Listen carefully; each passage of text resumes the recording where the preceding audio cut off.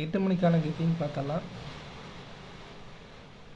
21ஆம் தேதிக்கான result 66633 result. நம்ம கொடுத்த கெஸ்ஸிங்கில் ஆல் போர்டில் 3 பாஸ் ஆகிருக்கு.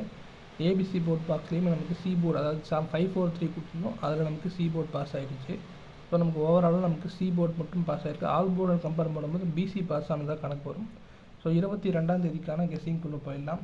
ஆல் போர்டில் நமக்கு 9, அதுக்கப்புறம் 8 கிடச்சிருக்கு. ஏ போர்டில் 8, அதுக்கப்புறம் 1 கிடச்சிருக்கு. பி போர்டில் 9, அதுக்கப்புறம் 1 கிடச்சிருக்கு.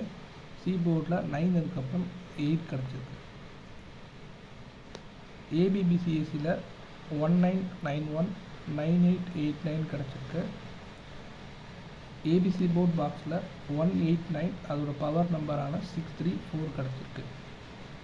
ஸோ லிமிட்டாக ப்ளே பண்ணுங்கள், சேஃபாக இருங்க.